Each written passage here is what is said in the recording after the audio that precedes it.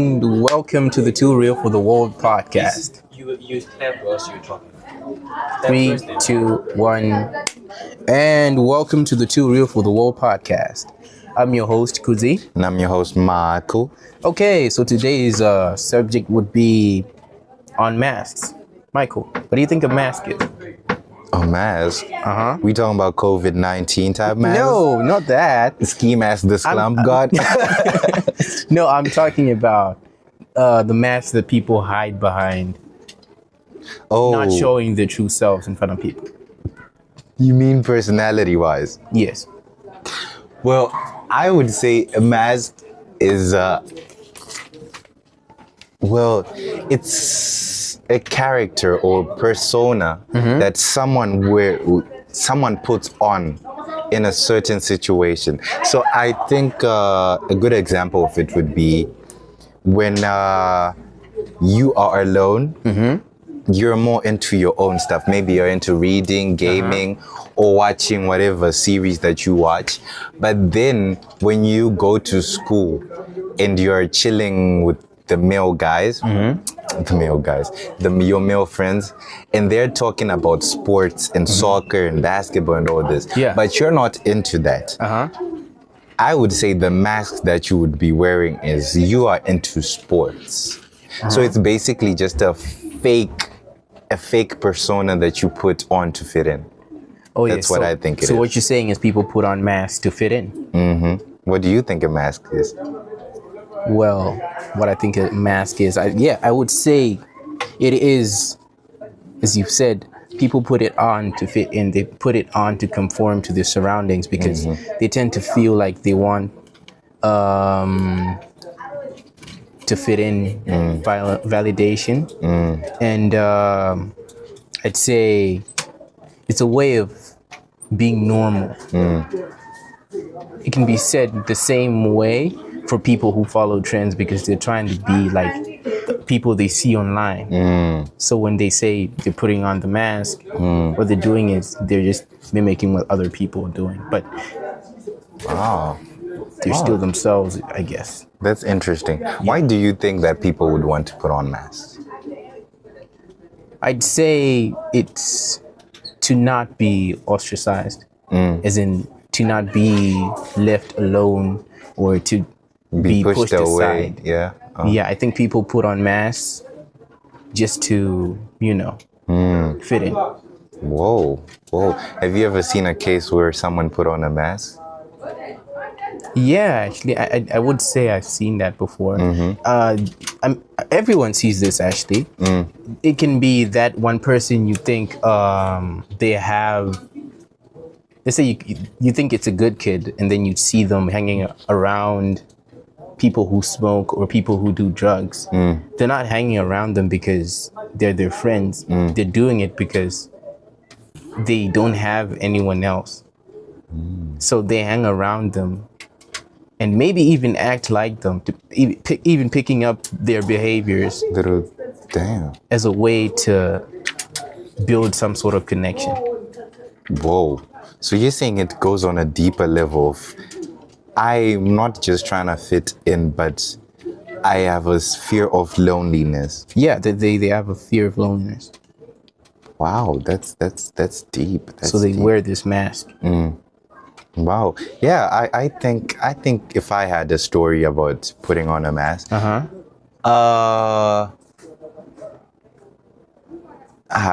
don't think this time I have a friend. Sure. Okay, how about not anyone you know? It doesn't have to be a friend. Yeah. Usually I'm telling stories about my friends, but this time I don't. So I knew this guy who was a classmate. He was a good kid. He came from a Christian home. His parents were very loving and most of everything for him was all right. Yeah. Right? But for most of his childhood, he's an only child, so he didn't have siblings. This meant that for most of his time when his parents were busy, he's alone, playing alone with his toys. He picked up weird hobbies, or not weird hobbies per se, but to the normal person, as we want to call it. Yeah. those those hobbies would seem weird, right? So he had a collection of action figures and comic books and storybooks, because he was a creative guy. He did arts and he liked envisioning things. So when he came to school, I think we were in the 6th grade. Yeah. He brought his comic books to school, and then he was reading those and painting and drawing and whatnot. And the cool kids, they saw him do this, and they were asking him, "Is this really what you spend all of your time doing? Yeah. Like, are you sure that this is not normal, my guy? This That's is not weird." what they consider the norm. Yeah, that's just weird. Questioned it. You're a geek. You're a nerd. Uh-huh. And so what that did to my friend is it got him on an emotional level, because he had never been around other people. So he got the fear of, oh, what I'm doing is not normal. So what is it that people consider normal? So he started looking at these kids who were telling him what he's doing is weird. And he saw that they dressed in a certain way, they talked in a certain way, and they treated other people in a certain way. Yeah. They even did smoking. And this was actually very concerning, because now that I think about it, this was primary. So he went on to joining them and started talking and dressing and acting like them, right? He even picked up the little habit of smoking with them. Yeah. Just so he could get accepted by them. So you what you're saying is this person had a fear of rejection. So And eventually they started to cope with this fear, they ended up joining the wrong groups and fitting in with the wrong crowds. Because deep down inside, he knew that this is what he did. This is not what he wanted.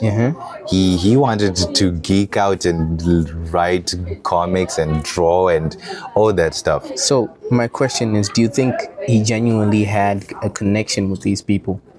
No, there was no genuine connection at all. Because at the end of the day, I wasn't a close friend to him. So I had a friend. He was a friend of a friend. He would talk to my friend. And then when my friend came up to me, he would tell me that he is how can I say this? He doesn't really like what he's doing. He's putting through things that are not for him. He knows that this life is not for me. Everything that I'm doing is painful. It does not fit me, right? So at the end of the day, he knew that this wasn't a genuine connection. This was just him seeking validation and acceptance. Yeah. But I think, whoa, look at the time. It's time for our commercial break. Thank you for tuning in. Stay tuned. We're going to be talking more about masks after the commercial break.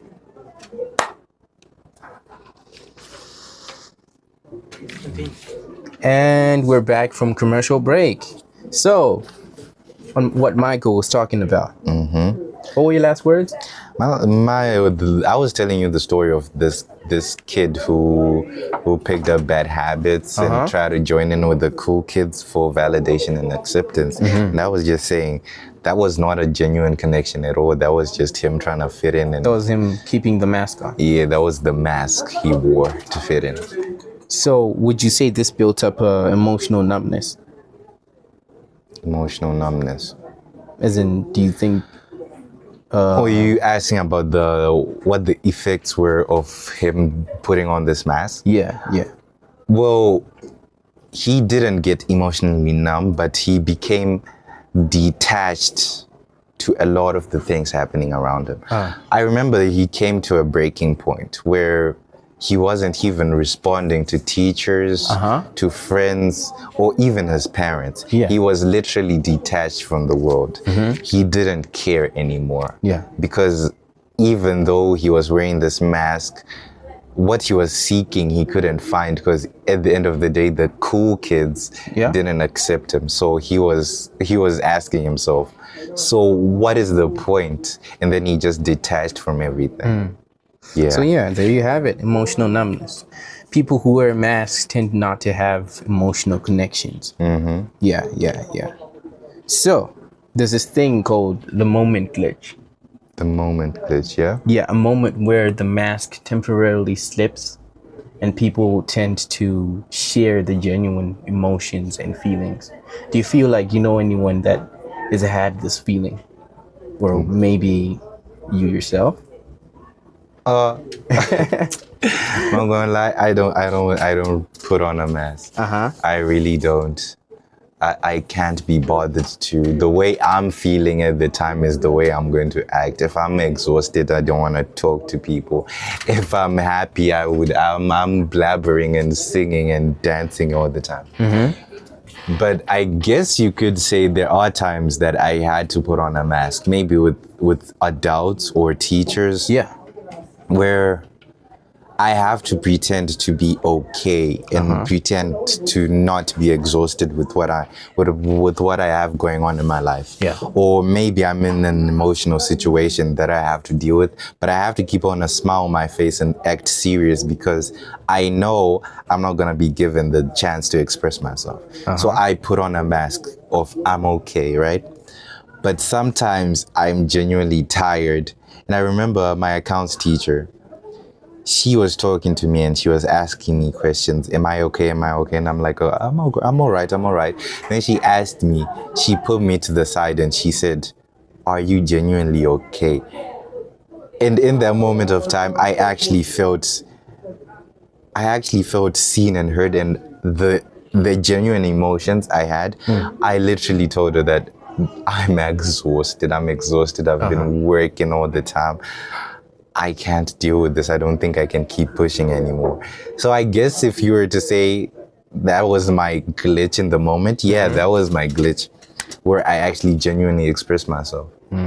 Yeah, because you can't keep the mask up forever. Sometimes it just leads you to burning out. So yes, the moment glitch where the mask temporarily slips off and people share their emotions. And sometimes people end up keeping sharing these emotions because people, or should I say their friends or family members, they don't know whether or not it's the real person that they're seeing. So eventually they try to bring out this emotion and they can't keep the mask on. So eventually they keep oozing their real emotions. And maybe perhaps at some point they take it off and be their actual selves. Wow. Okay. So my next question for you would be, what would you think is a moment where the mask is forced to come off? Like I said, with my story of my accounts teacher, Yeah. it's a time where you're actually heard and you're actually seen. You're actually forced to express yourself because there's nothing else to do. You're too burnt out or you're tired of keeping this mask on. So you just have to express yourself. Yeah. So it's just when someone genuinely just listens to you. So what you're saying is it just takes one person to understand you. Okay. So who do you think benefits from the mask? The person who wears it, to some extent, they benefit from the mask because it avoids attention. You're avoiding attention, unnecessary attention. You're avoiding bullying. You're avoiding ostracism. So you are the person benefiting from wearing the mask. But at the end of the day, you're gonna burn out and you're gonna drain out. So it's really not benefiting anyone. Short term, it's benefiting you, but long term, it's not benefiting anyone. So you're saying, or maybe the people outside of you who just see you wear this mask all the time, they might be pickpocketing off of your character. How exactly? Let's say you wear a mask to support a certain opinion or view. Let's say in sports. I have a friend. His name is... You always have a friend. Yeah, his name is Charles. He's a supporter of Ronaldo. Yeah. He's a supporter of Ronaldo. Yeah. So my friend Ishmael, he doesn't watch sports. So he's always hearing Charles talk about Ronaldo, he's the greatest of all time, whatnot. So what Ishmael ends up doing is supporting this view. Yeah. So now when Charles is picking up his argument of Ronaldo is the best, Ishmael is there to validate his opinion. Yeah. So this mask that he's wearing is helping validate Charles and make him feel better and make his opinion right. So long term, it's the external people, the people outside of you that benefit off of mask. So what you're saying is, this friend, what they're doing is they're faking Their interest in sports, they're faking their interests in order to please someone else and feed off that happiness. Okay.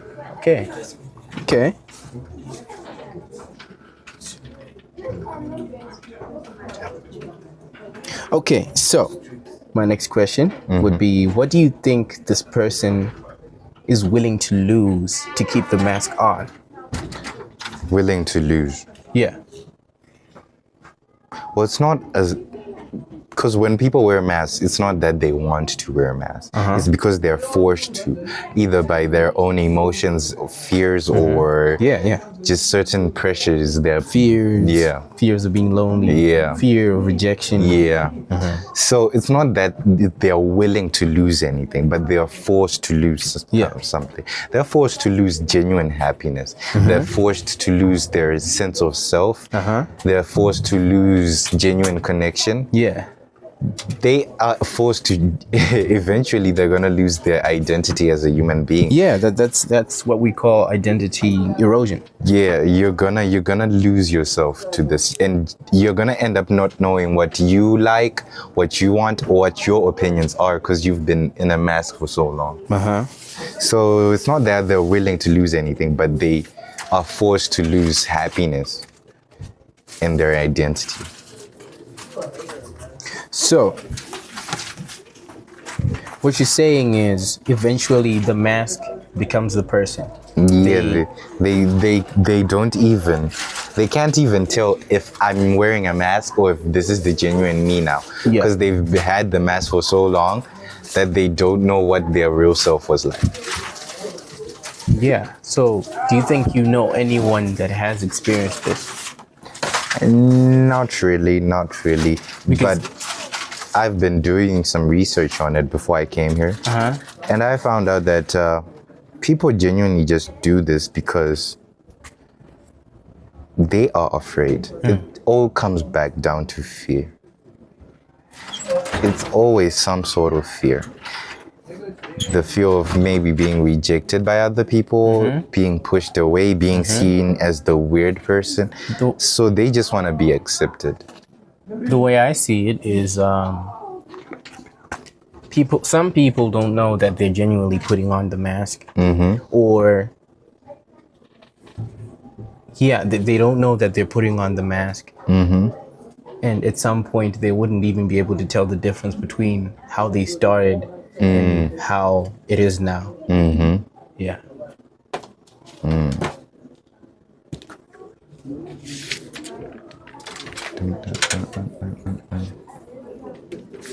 You can cut it out. I'm saying commercial break.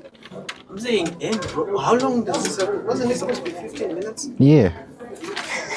So we gotta wrap it up. So I think we talked about the effects. I think we have to talk about Okay, do you want me to mention this one? Can you go off from that? Yeah. Then end Yeah, the podcast. then you're like, let's go. Okay. Okay, my next question, Michael. It would be how would I phrase this?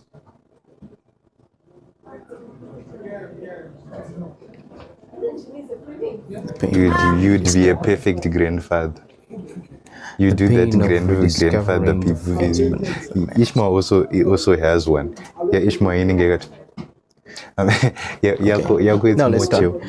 Okay, Michael, my next Wait, we question. gotta clap so he knows where to edit it. Bow. Okay, Michael. So my next question would be, do you think there's pain in rediscovering the face beneath the mask?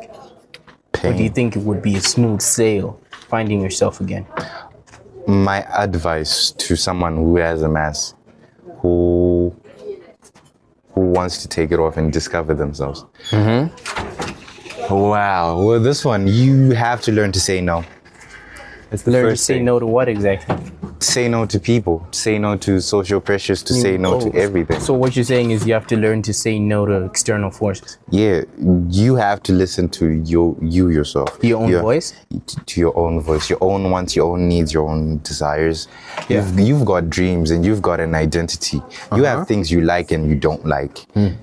Don't be afraid to express the things you like or don't like. Okay. Be your own person. Be your own we person. are human. We're meant to be different. If you want to copy someone else, fine. Maybe that can work as a role model, but you can't be that person because that's going to drain you.